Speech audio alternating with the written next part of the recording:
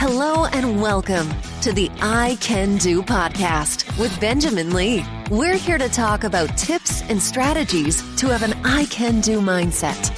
Life is what you put into it. Get the most you can. Here's your host, Benjamin Lee.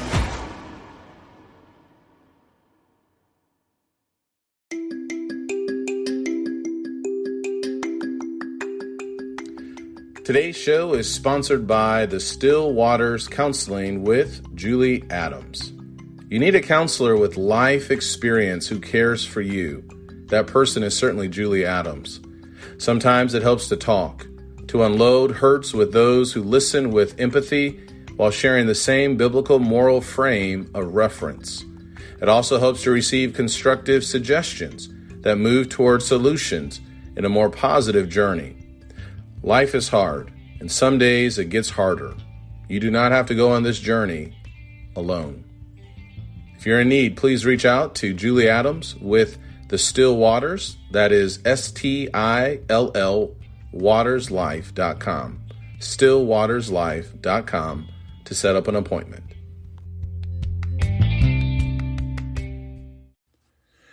Hello and welcome. Thank you so much for tuning in. We are continuing season number 6, and I am reading to you Life Beyond the Scale. Yesterday I read the introduction.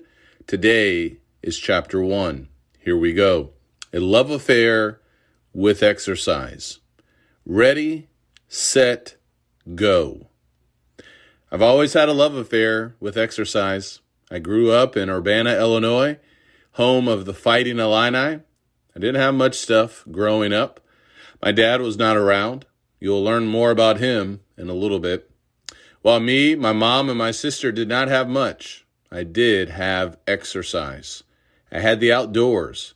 I had the playgrounds, the streets to run on, and weights to lift. I can remember as a young boy racing my friends on Busey Street in my Payless shoes. Those shoes were cheap, but they were what we could afford during that time. I lost most of those races, but that did not stop me. I've always loved to run. I may not have been the fastest, but that was okay. I didn't let my lack of athletic skills hold me back.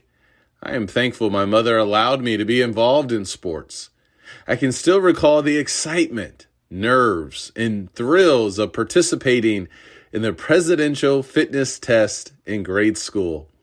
I went to Yankee Ridge Elementary School. I remember when I was in the 4th grade and introduced to this contest. It was great.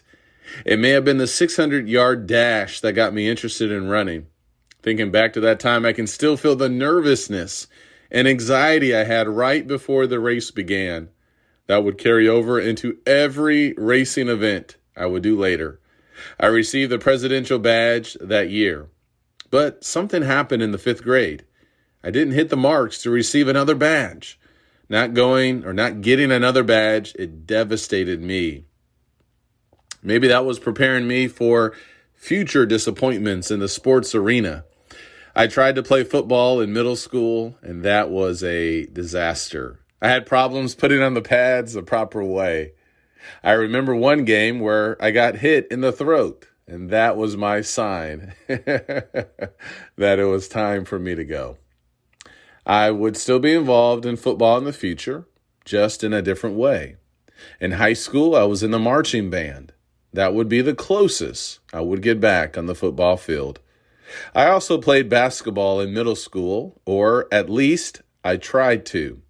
I think I averaged 0.8 points per game. That's not a typo. When I was in the 8th grade. That was an amazing year for us as a team. We went to state.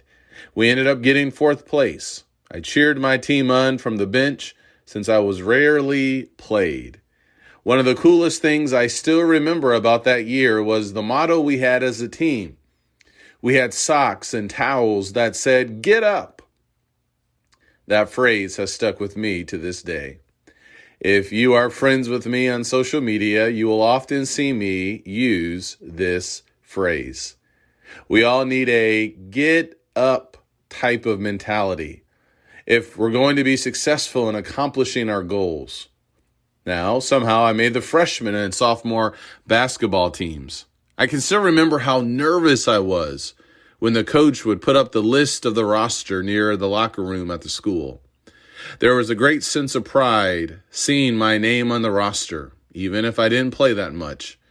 I ended up quitting the basketball team because I was wasting time sitting on the bench. One of the more memorable moments during my sophomore year playing basketball happened off the court. As I grew more frustrated with not being able to play, my mother decided to write the coach a letter. I was super embarrassed that she wrote the letter. But as I think about it, I'm impressed by how my mother supported me. When I look back at that moment, I realized that I wasn't that good when it came to basketball. There was a reason why I was on the bench. So I decided that homework would be more exciting instead of sitting on the bench. I traded in my basketball shoes for some running shoes.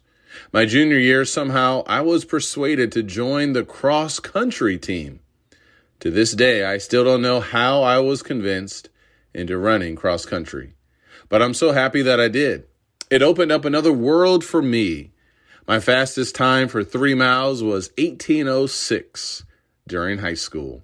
That was good for me, although there were other guys running sub 15 minutes in the 3-mile race. I got to experience and appreciate what people call the runner's high. I couldn't get enough of it. I remember the day after each race how I would pick up the daily newspaper to see if my name and time made it in the high school sports section. I was so thrilled when it was. I would cut out those clippings and keep them in a photo album. I still have them to this day. In high school, I was introduced to weightlifting. At school, we had these old machines, and I can remember I was weak, but I loved lifting. During that time, someone bought me my first bench press. It was like a whole new world was unlocked in my mind. I'm not exaggerating when I say that I love to exercise. Some view exercise as some horrific burden. You'll hear a lot of people say, I got my workout done. What? What they should be saying is, I was able to crush another workout today. People often fail when it comes to their fitness goals because of their mindset. We still work on that. We will work on that later on in the book. In high school, I continued to experiment with weightlifting. I wasn't doing anything super serious, but looking back at those early years, well, it's fun for me to do. If I could ever do it all over again, I probably would have given soccer a try.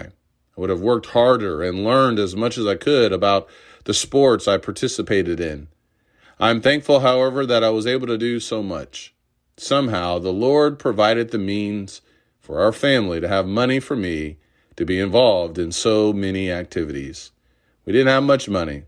And the biggest reason why was because my father was absent from the home.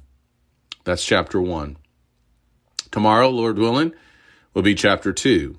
And the title of that chapter is Live and Learn, or Learn and Live. I hope you'll come back and listen.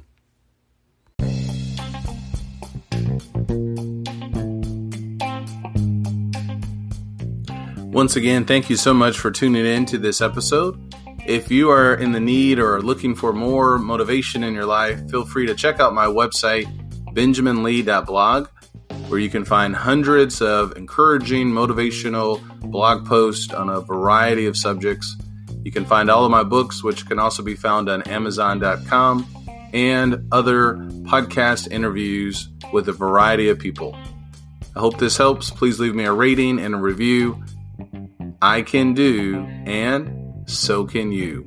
Take care, and God bless.